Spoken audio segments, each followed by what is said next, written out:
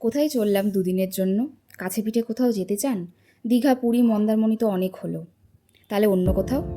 Hello বন্ধুরা, welcome back to my channel. আমি অনন্যা। আমার চ্যানেল অবসরে অনন্যাতে আপনাদের সবাইকে স্বাগত। ঘুরতে যাব আর একটু শপিং না করলে হয়? সেই জন্য কিন্তু একটু জুডিওতে গেছিলাম টুকটাক শপিং করে নিতে। তারপরে আসলে দিনটা ছিল হোলির আগের দিন। তাই দেখুন, দোকানে আশেপাশে চারিদিকেই শুধু নানান রঙের সমাহার। দেখতে এত সুন্দর লাগছিল, ভিডিও না করে থাকতে পারলাম না। আমরা যেখানে যাচ্ছি সেটা কিন্তু আপনারা উইকেন্ডে যেতে পারেন, দুদিনই যথেষ্ট। আমরা যাচ্ছি বকখালি। বকখালি যেতে হলে আপনারা যেখানে থাকুন না কেন, প্রথমেই কিন্তু আপনাদেরকে শিয়ালদা দক্ষিণ শাখা থেকে নামখানা লোকাল ট্রেনে কিন্তু উঠতে হবে।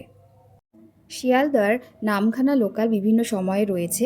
তারপরে যে কোনো একটা নামখানা লোকালে উঠে গেলেই আপনি ট্রেনে 2 ঘন্টা 35 মিনিট জার্নি করে পৌঁছে যাবেন নামখানা স্টেশনে। তারপর সেই নামখানা স্টেশনে নেমে আপনি যে কোনো টোটো অটো রিজার্ভ করে সুন্দরভাবে পৌঁছে যাবেন আপনার গন্তব্যস্থল বকখালিতে। যখন টোটো করে যাবেন, টোটোর সুন্দর হাওয়া আপনার কিন্তু মনটা খুব খুশিতে ভরিয়ে দেবে। বকখালিতে কিন্তু ঘোরার মতো অনেক জায়গা রয়েছে, যেমন বকখালি বিচ, হেনরি আইল্যান্ড, লাল কাঁকড়ার বিচ, কার্গিল বিচ, ফ্রিজারগঞ্জ, আর হচ্ছে ইকো পার্কও রয়েছে। এছাড়া আরও আরও অনেক কিছু রয়েছে। আমরা টোটো করে বকখালিতে পৌঁছেই প্রথমে আমরা একটা হোটেল বুক করে নিই। তারপর আমরা ফ্রেশ হতে শুরু করি। এখানে প্রথমেই বলে দিই, এখানে কিন্তু কম দাম থেকে শুরু করে বেশি দামের প্রচুর হোটেল এখানে পেয়ে যাবেন, কোনো অসুবিধে হবে না। এখানে বাস স্ট্যান্ডে ভালো খাবারের দোকানও পেয়ে যাবেন। আমরা সেখানে গিয়ে খাওয়া দাওয়া সেরে নিই দুপুরবেলার। তারপরে রেডি হয়ে বেরিয়ে পড়ি হেনরি আইল্যান্ডের উদ্দেশ্যে।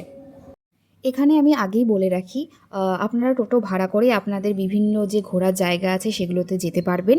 টোটোর কিন্তু একটা ধার্য ভাড়া রয়েছে, সেটা আপনি একটু দরদাম করে নেবেন। আর এখানে কিন্তু যেসব ঘোরার স্পটগুলো আছে সেটা একটু দূরে পড়ে। টোটোওয়ালা আপনাদেরকে গাইড করে নিয়ে যাবে, এবং নিয়ে যাওয়ার পরে যেমন আমাদের টোটোওয়ালা কিন্তু বলছিল যে কোথায় কী, কোনটা ম্যানগ্রোভ গাছ, কোন গাছ সুন্দরী, গরান, গেওয়া। তো উনি খুব সুন্দর করে আমাদেরকে গাইড করে দিচ্ছিলেন। আর হেনরি বিচে যাওয়ার পরে আমি কি বলবো, এত সুন্দর শান্ত বিচ। কিন্তু হ্যাঁ, হেনরি বিচে একটা কিন্তু নিষেধাজ্ঞা রয়েছে যে ওই বিচে কিন্তু স্নান করা যায় না, কারণ প্রচুর পরিমাণে চোরা স্রোত এবং চোরা বালি রয়েছে, যার জন্য কিন্তু আগে অনেক ইনসিডেন্ট ঘটেছে। কিন্তু এই সেতুর মধ্যে দিয়ে ম্যানগ্রোভ চারিদিকে, মানে এত সুন্দর লাগবে আপনাকে বলে বোঝাতে পারবো না।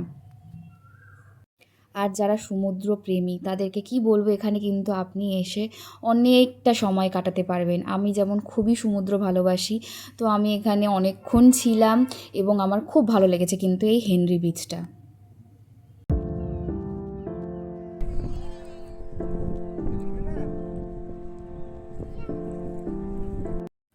এরপর আমরা চলে গেছিলাম কার্গিল বিচে। এটাকে কিন্তু ওরা বলছিল সানসেট ভিউ পয়েন্টও।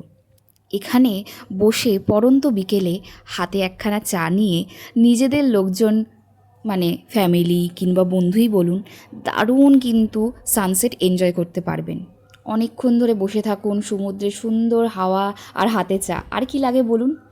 আমরা কিন্তু এখানে অনেকক্ষণ ধরে বসে এনজয় করছিলাম সানসেটটাকে। তারপরে যখন সন্ধ্যা হয়ে যায়, তারপরে আমরা এখান থেকে বেরিয়ে পড়ি বকখালি বিচে যাওয়ার জন্য।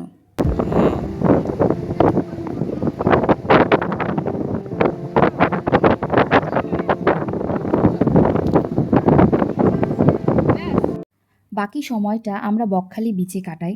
এখানে প্রচুর খাবারের দোকান রয়েছে, যেমন সমুদ্র মানেই তো বিভিন্ন রকম মাছ ভাজার দোকান, ফুচকা, ভুট্টা পোড়ার দোকান, পাপড়ি চাট, আইসক্রিম, এইসব।